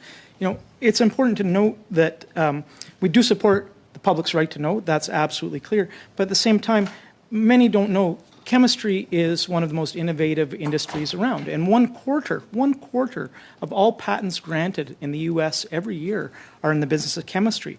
And so what we have to make sure when we're looking at changes to confidential business information is we're not creating a condition where Canadians are not getting access to the newest, safest chemistries that will help to solve solutions for clean air, clean water, safe, nutritious, abundant food, and to address climate change. That all depends on innovative chemistries. We can't create boundaries under CEPA that are inconsistent with the overarching architecture of how the Government of Canada addresses confidential information and that prohibit or restrict industry's willingness to introduce those products. And we do see that, as you know, when you look around at the patented medicines area. There's a lot of concern about Canadians not having access to the most recent, best medicines. So if I could ask a fairly pointed question, if we don't get it right in terms of this bill and the updates to CEPA, what is the both economic consequences of that domestically, but also some of the possible environmental challenges that would result from a leak of capital and investment that may go to other regimes without as strong a record as Canada has? Well, I would go back to some of the concerns expressed by Ms. Plain in the last panel, and there are some very legitimate concerns, and I have a number of answers to some of the questions she said, but here's the truth. Industry does not make improvements in environmental protection on a step-by-step basis. We do a little bit better here, a little bit better there. You make drastic step change improvements when you make major new investments. And so what we need to do is make sure we have a situation in Canada that encourages and promotes new investment that will lead to improved environmental protection. And again, there are opportunities in this Act that will work against Canada's objective to have innovative new processes and innovative new chemistries. So specifically balancing that right to know, would you have some suggestions to make sure that, and in about 30 seconds, because I have one more question I'd like to get to, balance that public's right to know versus ensuring that, that some of the sensitive information that, that some of your member companies would... Well, certainly with confidential business information, that information must be turned over to the regulatory authorities, and they act in the public's interest. Every citizen still retains the right to petition for the release of that information, and that can be considered. And we think that's the way to do it. If there is a desire to go forward, it can be as done with other consumer products labeling and thinking about masking and saying, here's what's the nature of what's in this and the hazards and risks incorporated. But you do not want to reveal specific formulas that your competitors will have line of sight to. And a quick final question. We've heard a number of concerns about having some duplication. I suspect well-intentioned to have a watch list versus some of the previous mechanisms that exist. Can I just ask you what, from your association's perspective, the challenges associated with duplication of a watch list versus already codified mechanisms? Absolutely. So very in terms of about the 20 watch seconds. list, this is really moving towards a hazard-based approach in addition to being redundant with existing mechanisms which are in place to control existing substances which have been determined as acceptable on the market as is, but if new uses come up, then there are those control mechanisms to address and assess that situation. Thank you. Like we got to stop there, I'm sorry. Mr. Longfield. Yeah, thank you, Mr. Chair, and thank you to the witnesses. This is a very technical study that we're doing, and we really appreciate you giving your technical expertise. I'd like to draw my questions over to Dr. Chandrasekera around animal testing. Recently, I met with the Guelph Humane Society in their new facility, and we moved quickly from talking about the new facility and animal care that's going on there to CEPA and the provisions around animal testing. We also have the University of Guelph that is doing a lot of work around animals and testing and using animals in terms of cancer drugs that are being developed for ovarian cancer and other cancers at the University of Guelph. So I'd like to just focus on this new approach methods and what role CEPA can play in terms of transitioning us from the dated practices around animal testing and moving us towards the more innovative technological solutions that are out there. Thank you for the question.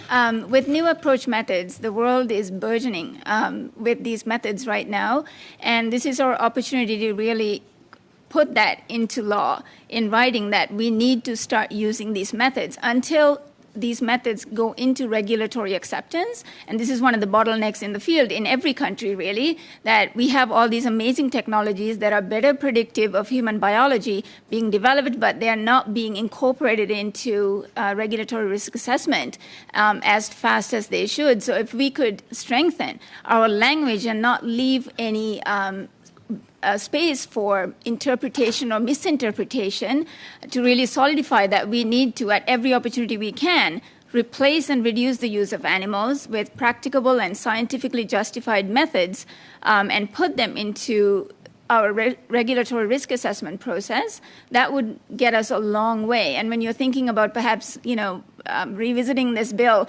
20 years from now, some other countries in the world will have already entered animal testing, and we cannot be following these countries all the time. We need to take a lead and show how we can do that. And so there are several different areas where the bill can be strengthened to ensure that we are focusing on replacement and reduction of animals using these new methods. Thank you. And you mentioned the phrase scientifically justified. And when I look at the plan for chemicals management priorities addressing testing, those words aren't being used. We're also not mentioning the 3 R's of replacing, reducing, or refining, that the language is inconsistent. Is that something that you can give us back as testimony in terms of how the language can be improved in what's in front of us? Yes, absolutely. And some of my proposed amendments are in the brief that I provided. And this is where we need to be very concrete with our language. That even in 68.1 subsection A, if it's not reasonably possible, things like that are too vague. And the language that I'm proposing is coming from the United States. The U.S. Toxic Substance Control Act was amended back in 2016, and they went through this process. And came up with language that seems to be working very well in the United States with practicable and scientifically justified methods, and to really talk about replacement and reduction and not leave space to misinterpret refinement, because the way it is written right now, we have replace, reduce or refine the use of animals, but refinement could really be just making the cage bigger, 1 square foot more for the dogs, or putting in toys or bedding for the mice. But refinement should really be refining procedures to minimize pain and distress. These things need to be written in, otherwise we will not be making full use of these amendments that we're bringing forward. That's very helpful indeed. So it'd be a section 68.1. In terms of limiting research and investigations, really tying the minister's hands in some cases when we aren't providing the off-ramp to get into the new technologies. Yes. Otherwise, I think the 3 R's honestly have been around, right? The 3 R's is the replacement, reduction, and refinement of animals in scientific research and testing. And this was written back in 1959, and not much has changed. If you think about it, if the scientific community was really adhering to these practices, we would not be using this many animals. In Canada, we use, over 4 million animals a year. It's over 200 million animals around the globe. The numbers have risen since 1959. So unless we make concrete proposals to replace first and then reduce and then refine the procedures, because we're going to be using animals for the foreseeable future, and those animals deserve better care to have their pain and suffering minimized. So refinement should be in there, but not on equal footing with replacement, which should be prioritized.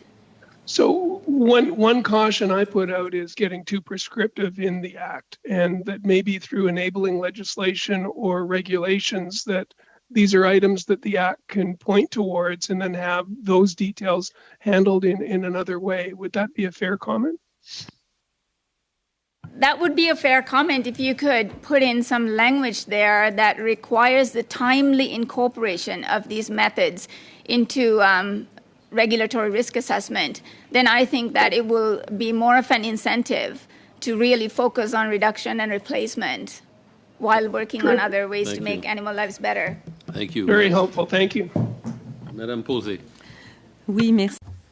Thank you, and thank you to all the witnesses for being with us this afternoon. Mr. Rain, thank you for your statement. I have several questions, but not a lot of time. You mentioned the importance of changing the burden of proof with regards to GMOs. You talked about Aqua Bounty salmon. We know that this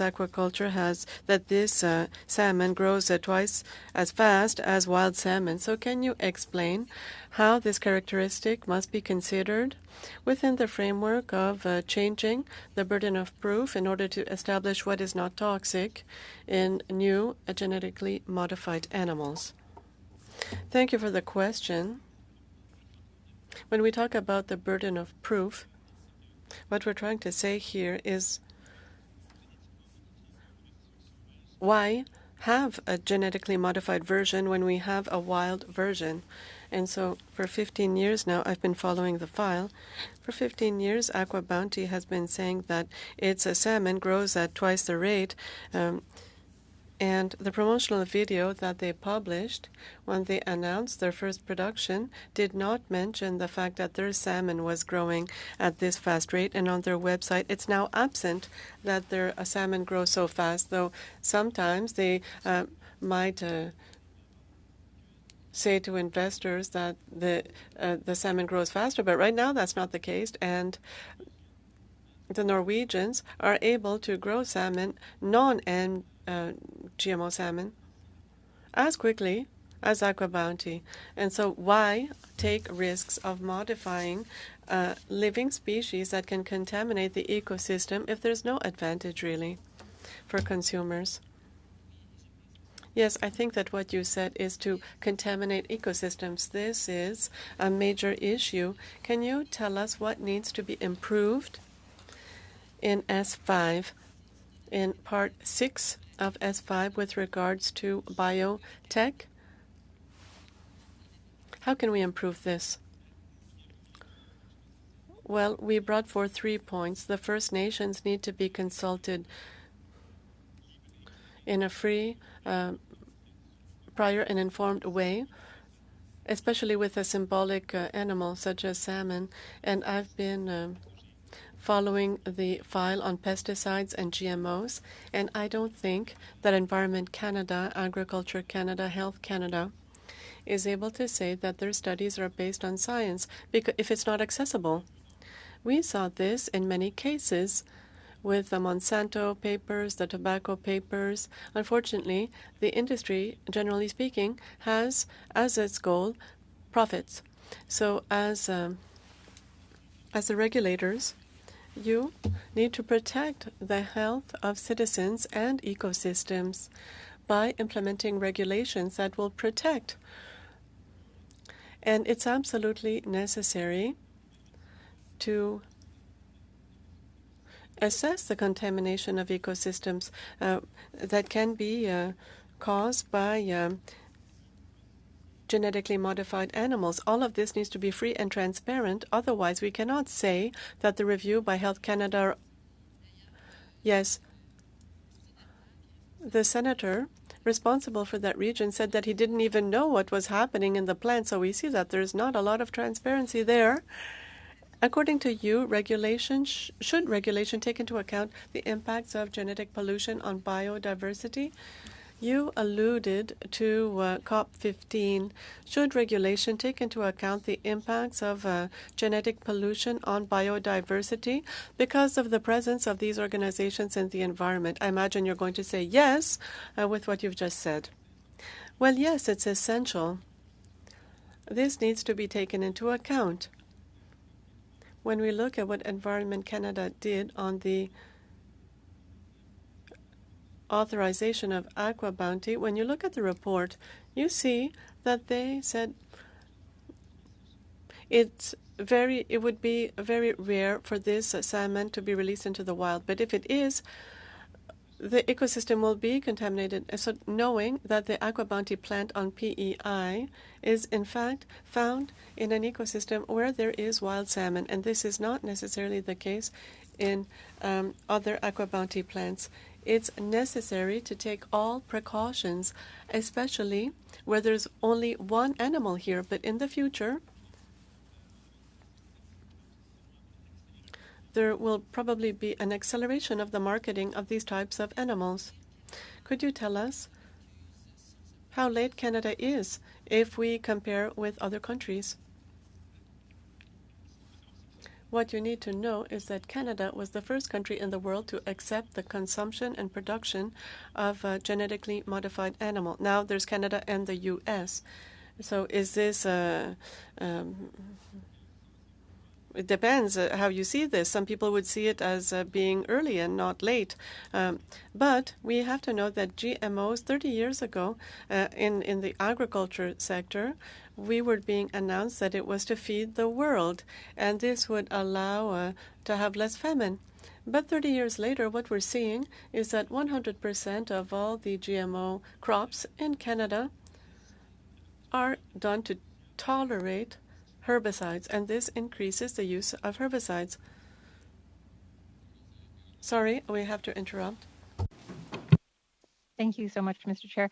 My first question is for Ms. Fast, and you have raised the concern around lead hotspots. The lead hotspots have been a concern, particularly in Manitoba. I was reading about the levels in children in certain communities and certain areas. How do community members feel that this bill does or does not help address this issue? Thank you for the question. So the main point of our engagement on this bill is to seek more protections for the vulnerable communities that are living near hotspots. So some of the recommendations that we've seen, both from our own submission and what I've spoke about today, and from other organizations, like recognition of the right to a healthy environment, and some of the other supports that have been discussed, I think could help address some of these issues in a general way. One of the things that community members were concerned with in Bill S5 is the removal of the existing provisions that could result in dedicated regulations or other responses to address problems in these hotspot areas directly. This removal doesn't make a lot of sense to our community members because they'd prefer provisions like these be left in and potentially expanded as suggested by other organizations like CELA. At this point, they're seeking anything and everything that could potentially help. So that is a big concern. So anything that can help direct specific funding and other kind of programming or other supports would be very happily received by community members in these areas. Thanks so much. And yeah, the importance of public funding provisions to reduce the financial barriers that often limit community engagement in court processes seems very, very important, as well as independent testing procedures. Can you talk a little bit about why that links to this protection of environmental rights that's so important? So our community members were very excited about the notion of recognition of the right to a healthy environment because they see this as a tool that's going to help them in the future to protect themselves and hopefully engage in some court processes and other things. And what stopped them from doing this so far, besides limited opportunity in Manitoba, is the fact that it's incredibly expensive to engage in these types of processes. So that is one of the main things they've asked us to ask you for is any type of provisions. And we've made some recommendations in our written submission, which I don't think quite made it to the full committee yet, that basically would create additional opportunities for financial supports like participant funding, or even there was some discussion from our community members about creating court challenges programs and things like that that could help community members actually use the rights that will hopefully be recognized coming out of Bill S5. Thanks so much. And I also have a question for Ms. Chandra Sakara. Can you talk a little bit more about the comparison that you made about what's being done in the EU and the US on eliminating animal testing and how Canada is lagging behind? So most of these countries have legislation already in place and national strategic roadmaps geared toward eliminating vertebrate animal testing. In the United States, they amended TSCA, the Toxic Substance Control Act, the same way that we're trying to amend CEPA here. And the EPA, the Environment Protection Agency, was told to come up with within 2 years of that act passing, a strategic roadmap to phase out, to reduce and replace the use of vertebrate animals in chemical safety testing. And they did that, and I was there as a Canadian expert to provide feedback on that. And then the U.S. FDA, the Food and Drug Administration, recently it's going to be going through a transformation with the FDA Modernization Act, where manufacturers and sponsors will be able to use alternative methods to test the safety and effectiveness of drugs. And there are 3 national strategic roadmaps in the United States, one that was written by 16 federal agencies that use animals for scientific purposes, and there's the EPA roadmap, and there's an FDA roadmap on top of the recent legislation. Thank you so much. And, I found it very compelling. I didn't realize before, and this is part of my ignorance, but that alternatives can be more effective when it comes to animal testing. And, before the Canadian Centre of Alternatives to Animal Methods, seeing some of their research, can you describe a bit more about the benefits those alternatives provide?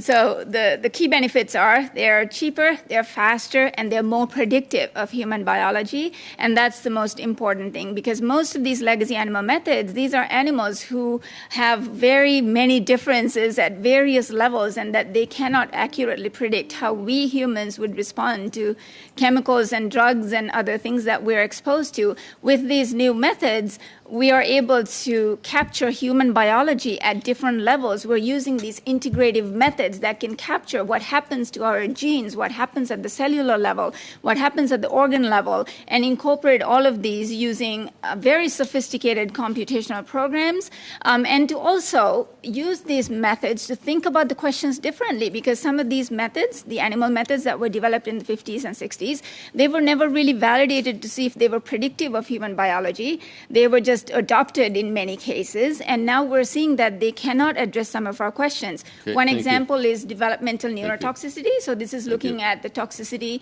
in the developing brain. The gold standard mouse model is not a gold standard at all. We're going to have to stop there and go to our second round. I'm sorry, it's very interesting, but we have to go to our second round. Mr. Benson for 4 minutes.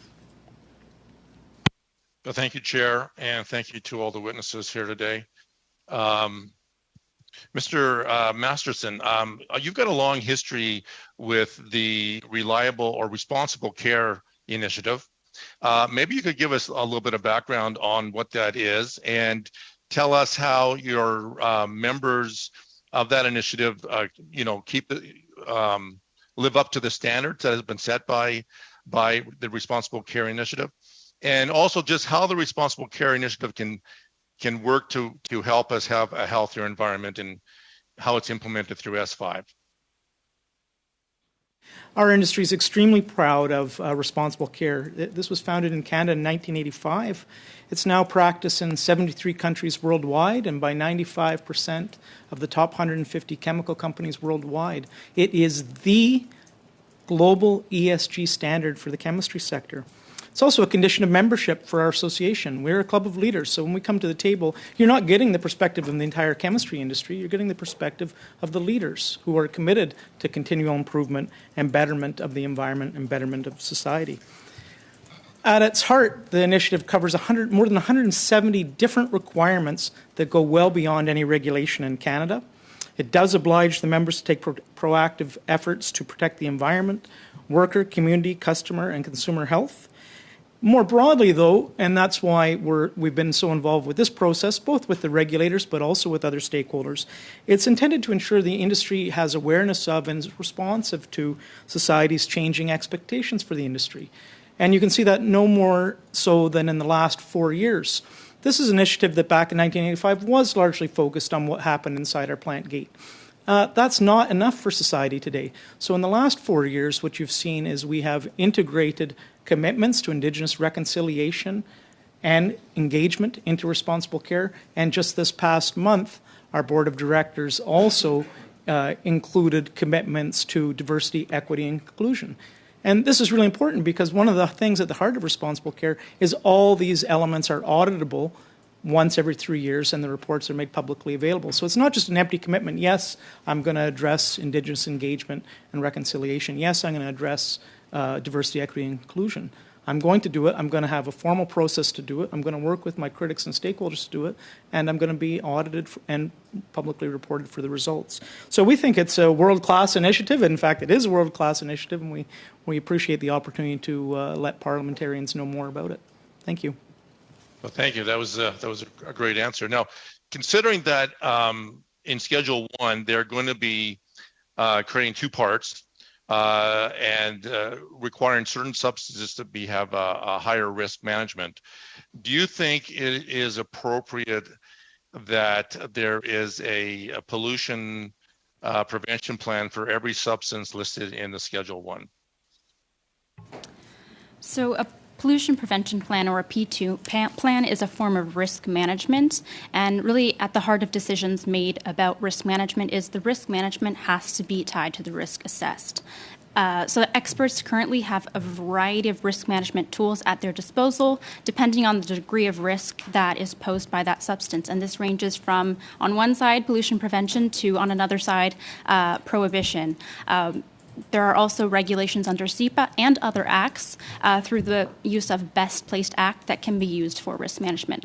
So we think that any mandatory pollution prevention requirement would take away this discretion, and this link between risk assessed and risk managed would codify the process and would not adequately reflect the science and risk-based nature of the act. Yeah, I could share one example. I did introduce a toxics reduction act that did require plans for anybody producing and using substances on a long list. It became a paperwork exercise.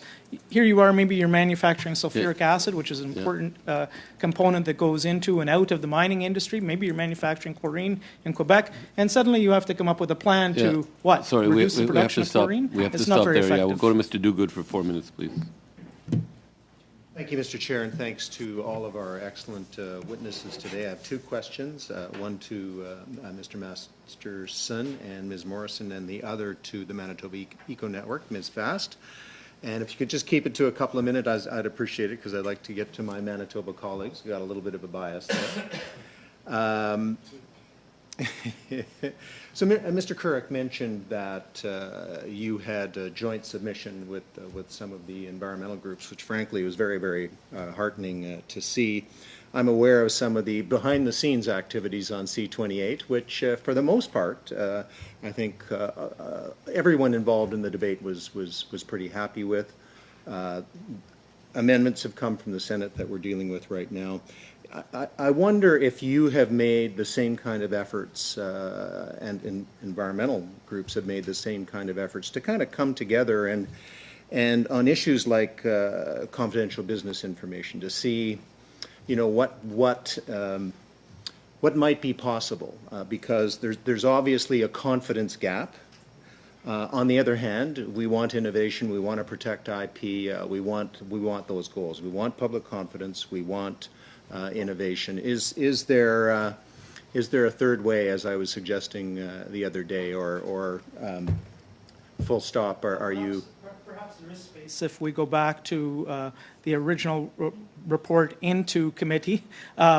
If there was a lot of actions there, we worked with others to identify where can we make progress jointly, and we'll park those issues that we can't. So that would be one we probably can't. I would also say again, confidential business information is treated under the Privacy Act, protection of private information. This is not the place to change Canada's architecture for treatment of confidential business information. You have other officials and you have other acts where that should be addressed. You do not want to do that in the case of just SEPA. It's not appropriate. Okay, thank you. And over to Ms. Fass. Ms. Fass, I may pick up where Ms. Collins left off, and you know, I understand your situation very well. I live in Winnipeg, and of course we've talked about vulnerable populations, cumulative impacts. Maybe you could just reinforce, you know, what you feel you need to be active participants in your own community to ensure that pollution is not negatively impacting these vulnerable communities. I've heard you talk about financial resources. I've heard you talk about data, and maybe just give us a little more flavor and color of the particular situation and how SEPA could help protect your communities, our communities, because I live in Manitoba. Thank you very much. So as I discussed in my presentation earlier, we have been working with lots of vulnerable community members in inner city and mature neighborhoods that have been facing exposures from toxic substances from nearby industrial activities over many decades. And there's been many efforts at the community level to try and engage with government at all levels to collect data to help them evidence their concerns, and also engage in other legal processes that would help them advance the changes that they'd like to see, and again, protect their health and surrounding environment. So what we've been seeking in our engagement with Bill S5 is we're looking for more legal tools that's going to help empower our local community members to engage at all levels. We'll have to stop there and go to Madame Posé pour 2 minutes. Pour combien de temps, Monsieur le Président? How much time? 2 minutes. Yes, 2 minutes. Mr. Rain, what I understand is that Canada is ahead with regards to some things and then has behind with regards to labeling. Mr. Masterson, your association does lobbying for the industry with regards to S5, and you launched a campaign titled Let's Save Plastic, and the main message was continue to produce plastic. It's not toxic. Plastic, microplastics are in the environment. For example, what we find in the oceans, when they're less dense, they become nanoplastics. It's even smaller particles, and we find these in the human body, in the placenta, in the liver. Are you really telling us that microplastics are not toxic? Plastics are listed on Schedule 1 list of CEPA toxic and were promptly prohibited under certain regulations have followed from that for certain applications. And that is, I would say, a unfortunate mischaracterization of the campaign. It doesn't say plastics don't cause problem. It says we're putting a valuable, in Canada, an incredibly valuable resource, nearly $8 billion a year, into landfill. And there is an opportunity to recover that material and reintroduce it into the economy. I'm going to interrupt you, Mr. Masterson, because I have no time and one question. In Europe, they have the REACH system, right? And also, there's the European Chemicals Agency that determines how this is applied according to the member states. Now, that system is analyzing chemical substances according to families. Instead of doing substance by substance, it's by families of substances. Would you be favorable to this type of assessment here? Under the current chemicals management plan, there's already group assessments that are being conducted, and risk management actions follow appropriately. Thank you. Ms. Collins for 2 minutes. Thank you, Mr. Chair. My question is for Mr. Wren, and I want to thank you for your testimony on genetically modified salmon. I'm particularly concerned about the impact on First Nations communities.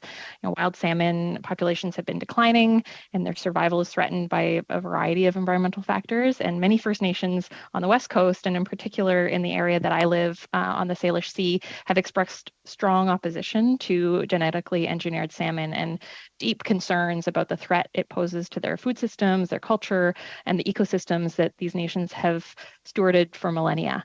So you spoke a little bit about the importance in many First Nations cultures. I also wanted to just hear your thoughts on some of the kind of intellectual property and cultural concerns. There's a quote from Valerie Segrest, who's an Indigenous food nutritionalist, and she says, perhaps the most disturbing part of it all came when I was sharing my thoughts on this with a colleague of mine, and he pointed out that a corporation now owns the DNA of wild Chinook salmon. Someone now owns my ancestral food's DNA. I remember that as a spirit-shaking moment and thinking, how dare you? She talks a lot about the kind of the way in which colonization and genocidal policies work and the actions being carried out by agribusiness, and in particular Aqua Bounty when it comes to genetically modified salmon on intellectual property. Other nations have expressed concerns about the lack of consultation. Can you talk a little bit more about this? In 30 seconds, please. Oui, en 30 secondes. Ben oui, on est aussi préoccupé par le fait que certains... Yes, we are concerned that some companies are appropriating either animals or plants such as canola. You know, in canola in Canada is one of the main crops with wheat, and we see that the best way to not be sued by companies that possess these seeds is to plant GMO, genetically modified canola. That's why there's almost no canola that's not modified. So once they become owners, it becomes extremely difficult to withdraw from that system. So we need better protections. Mr. McLean, 4 minutes. Thank you, Mr. Chair. Chandrasekhara, because I'm really curious about when you speak about the testing of animals, you're talking about it being more economical and better outcomes with more targeted results for what we're after here as far as applications for human sources. Can you give us, for our education here, an indication of how much is being spent on animal testing in Canada right now, and how much you think we'd save in the changes we're talking about that would be part of this? In terms of the actual numbers, they are not available because in Canada, we do not know, we know how many animals are used in toxicity testing based on the Canadian Council on Animal Care guidelines, but those do not include some of the private companies that are not part of this accreditation organization. But I can give you some numbers on what these tests cost, and I've got it right in front of me. So one of the tests, the rat cancer bioassay, it takes 2 years to look at carcinogenicity. It costs about $700,000 to do this test. And when it comes to looking at sex hormone interactions, the estrogen hormone interactions and androgen, male androgen ones, these range in the $30,000 to $40,000 to do the animal test, but the non-animal methods are around $7,000. So when you're talking about the time that it takes, right? So that also translates into money, because some of these tests can be done in a matter of few days.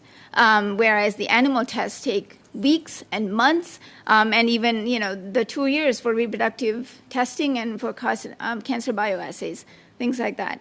But in terms of exactly how much money is being spent in Canada, I'm not sure that's ever been really calculated. And some of these are being provided by, it's the companies that are spending the money. So if you are a chemical company and you're trying to get a new chemical approved, you're doing all of these tests and submitting the data to federal agencies. Yeah. So tell me, what's the holdback now from, if it is more effective and more economical, what is the holdback for making the change immediately as opposed to having legislation help make the change?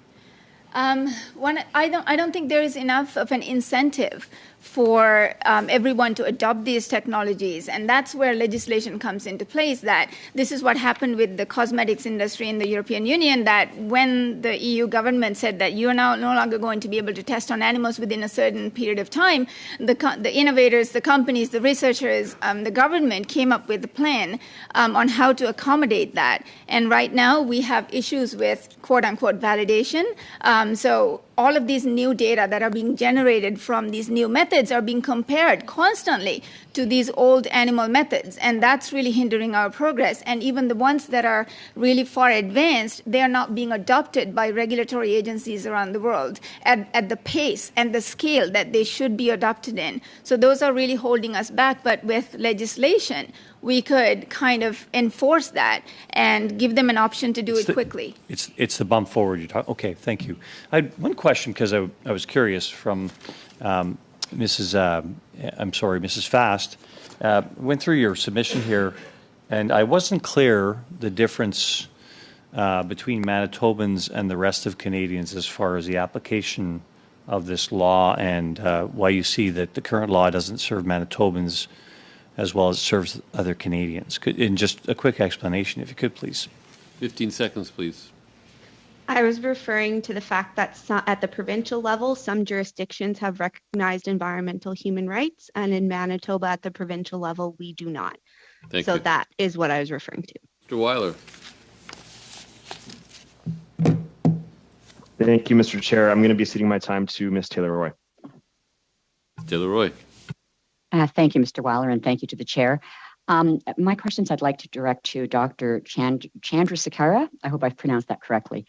Mr. McLean had just talked about why we're not moving more quickly towards this non-animal testing. And I was wondering, there are 3 specific things that have been recommended by Humane Canada and Animal Justice.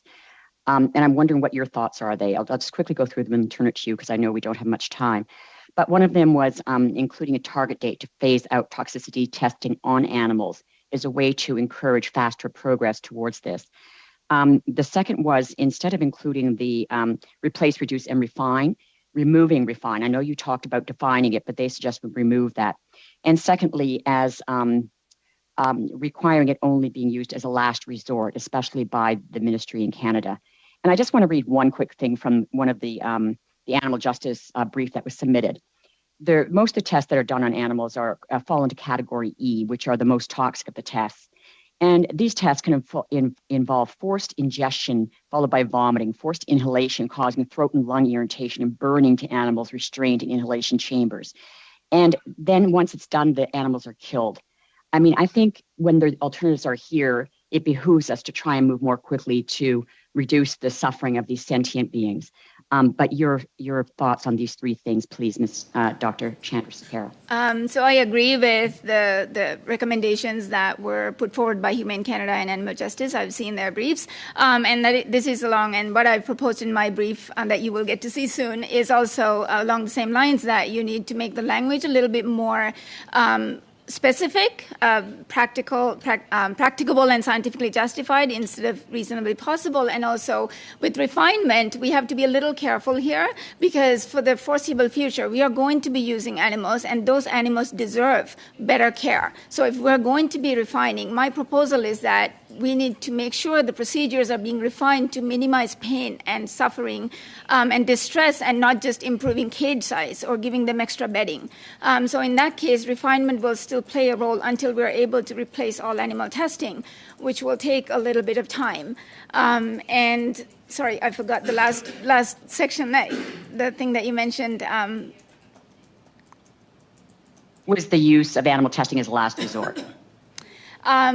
So there are some methods that we do not yet fully have replacements for. Developmental neurotoxicity is one of those examples. So what we need right now is to adopt everything that we have available at our disposal, the entire toolbox of new approach methods that we have at our disposal. They need to be incorporated into every protocol, every procedure possible, and at the same time invest big time into developing these technologies where we're lacking them. And that's where we're lagging behind in terms of other countries as well, that the United States has spent hundreds of millions of dollars into development of these new methods. And I don't think the Canadian government has done nearly enough, actually not enough at all, to move this field forward by investing in the development, validation, and acceptance of these methods.